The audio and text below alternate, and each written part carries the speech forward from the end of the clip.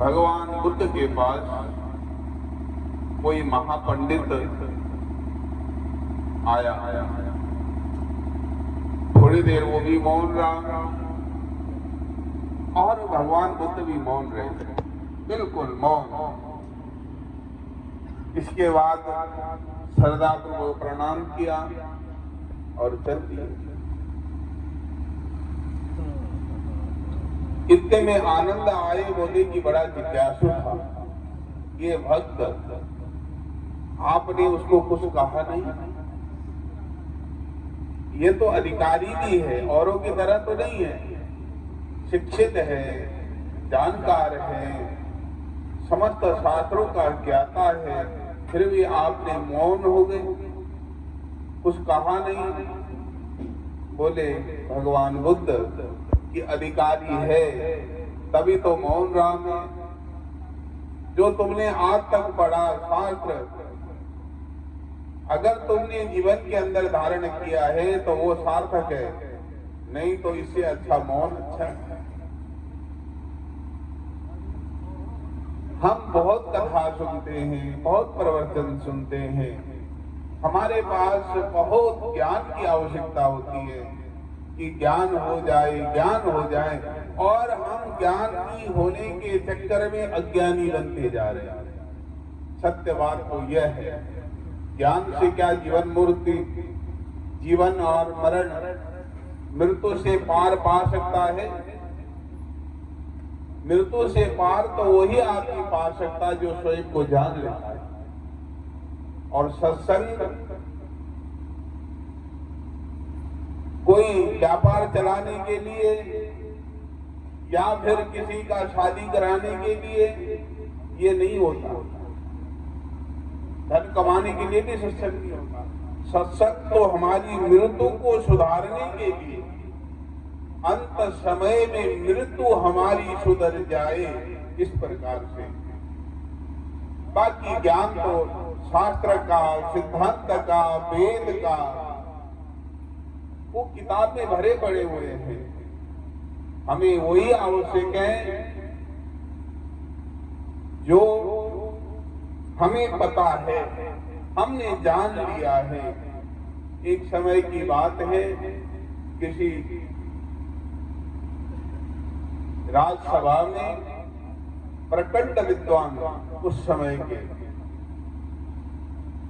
थे, शास्त्र चारों वेद 18 पुराण कंठस्थ करे हुए, ऐसा उद्भट विद्वान राज दरबार में पधारे। राजा ने भी कहा कि भाई बात ऐसा है, आज सभा में जो है सत्संग हो। राजा विवेकी थे, कुछ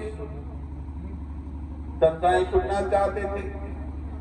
2 घंटे तक उस विद्वान ने ऐसा वेदांत का तर्क के साथ एक एक अक्षर का जो है व्याख्या करके, योग का, सिद्धांत का सब जो है व्याख्या करती, और सारे दरवाजे कहने लगे वाह ऐसा विद्वान,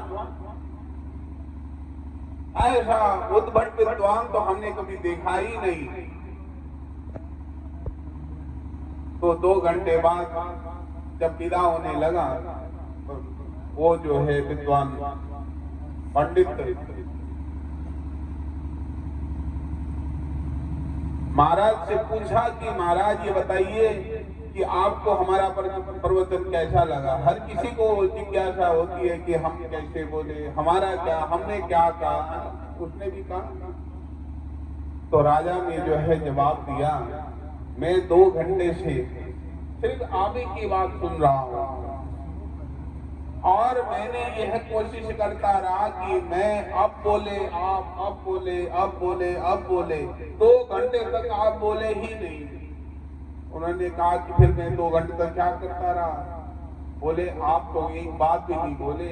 बोले तो क्या बोले? बोले सिद्धांत बोले, वेद बोले, रामायण बोले, तो गीता बोली, है ना, श्रुति सिद्धांत सब बोले, पर आप अपने आप कुछ नहीं बोले। और जब आप अपने आप नहीं बोले तो यह श्रुति सिद्धांत, ये ज्ञान सब होता ज्ञान है, इसी किसी काम के नहीं, जो आपके जीवन के अंदर नहीं है। इस करके वही मंत्र को लेकर के अपनी वाणी को विराम दूंगा।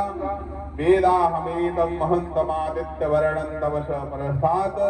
अगर एक बात अपने नारायण रूपी गुरु की बात को अपने हृदयांगम करके और उस मार्ग पर चल दिया, खाली सुनने से नहीं, काम नहीं होने की, सुनने से चलना पड़ेगा, यात्रा करनी पड़ेगी।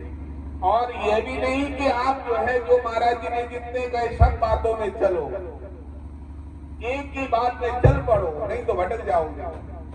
जो आपको अच्छा लगे, आप सब लोगों ने महाराज जी की बात सुनी है, एक बात पकड़ लीजिए और यात्रा शुरू कर लीजिए। तो ऐसे ही भगवान बुद्ध ने कहा कि अधिकारी था, हमने कहा कि तुम मौन हो जाओ, मौन ही जीवन की यात्रा है और मौन के अंदर जीवन हमें और परम अस्तित्वगत कोई जीवन है तो मौन है, समझ। तो आनंद से भगवान ने कहा कि देखो भाई, वो तो जो है वो जितना जो मैंने कहना था कह दिया, उसने समझना था समझ लिया, उसने यात्रा भी शुरू कर दी, क्योंकि उसको मौन ही काफी है और उसके अंदर बात समझ में आ गई। पर हम तो हर बात कह के समझाना चाहते हैं और आपको जो है समझाते समझाते हम जो है कभी हम समझ नहीं पाते हैं। यही कारण है कि हम क्यों नहीं समझ पाते, क्योंकि हम समझाने की कोशिश कर रहे हैं, इस करके समझ नहीं पाते, है ना। आपका चित्त अलग है, हमारा चित्त अलग है। हम अपनी बात कहेंगे, आप अपने मन में अपनी यात्रा करेंगे, इस करके गुरुजन हजार बात कहते हैं और आपके अनुकूल कौन है उस बातों में। नान्य पंथा विदते यनाया, जो एक बार उस बात को जान लो और यात्रा शुरू कर दो, इसके अलावा दूसरा कोई मार्ग नहीं है जगत के अंदर। इतने ही कहते हुए अपनी वाणी को विराम और आगे पूज्य बाबा परमपुरी से आए हुए हमारे जो है बाल सुखदेव जी बड़े अच्छे भागवत के जानकार हैं और आप उससे निवेदन करते हैं आशीर्वाद के द्वारा सब भक्तों को कृतार्थ करें। बोले सद्गुरु भगवान की